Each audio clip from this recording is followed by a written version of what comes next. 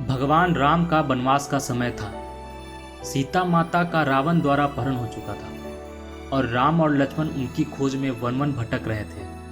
इसी खोज के दौरान वे उस स्थान पर पहुंचे जहां जटायु का बलिदान हुआ था। यह वह स्थान था जहां जटायु ने सीता माता को बचाने का प्रयत्न किया था और रावण से युद्ध करते हुए घायल होकर गिर पड़ा था। जटायु ने अपने प्राण त्यागने से पहले भगवान राम को सीता का संदेश दिया था और उनका आशीर्वाद प्राप्त किया था। लेकिन इस कहानी में एक नया मोड़ था। जटायु के बलिदान के बाद भगवान राम ने अपने हाथों से उसे अंतिम संस्कार का सम्मान दिया और उनकी आत्मा को मोक्ष का वरदान दिया।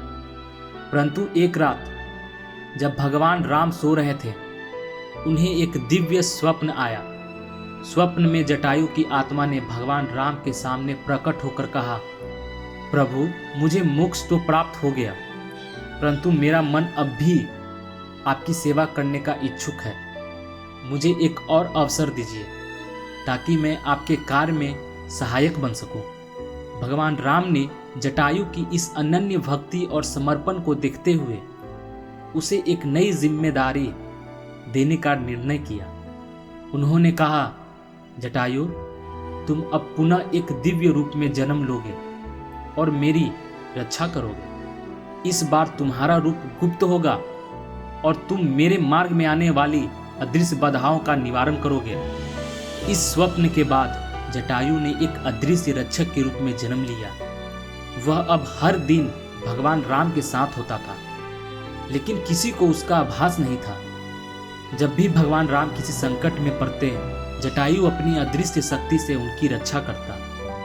एक दिन जब राम और लक्ष्मण जंगल में एक गहरी खाई के पास से गुजर रहे थे, तब वहां एक मायावी राक्षस ने उन पर आक्रमण करने का प्रयास किया।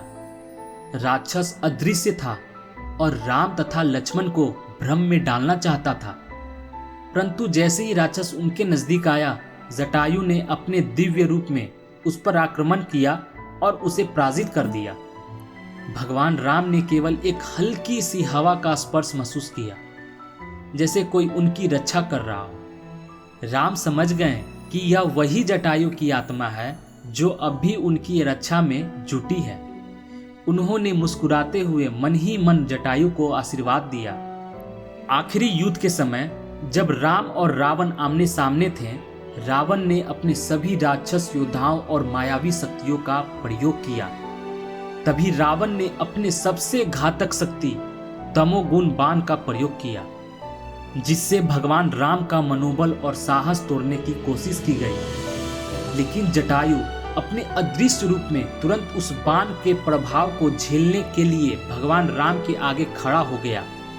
उसने अपने बलिदान से भगवान राम को उस भयावह बाण से बचा लिया। जटायु के इस अदृश्य बलिदान के कारण ही भगवान राम ने रावण पर विजय प्राप्त की और धर्म की स्थापना की। यह कहानी हमें यह सिखाता है कि सच्ची भक्ति के मार्ग पर दिया गया कोई भी बलिदान व्यर्थ नहीं जाता।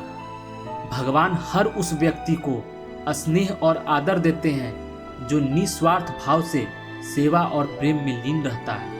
जटायु के अदृश्य रूप में भी भक्ति और समर्पण की शक्ति थी, जिसने उसे भगवान राम के सबसे विश्वस्त रक्षक बना दिया। आशा करते हैं आपको यह कहानी अच्छी लगी होगी। कहानी अच्छी लगी हो तो वीडियो को लाइक, चैनल को सब्सक्राइब और हो सके तो वीडियो को ज़्यादा से ज़्यादा शेयर करें।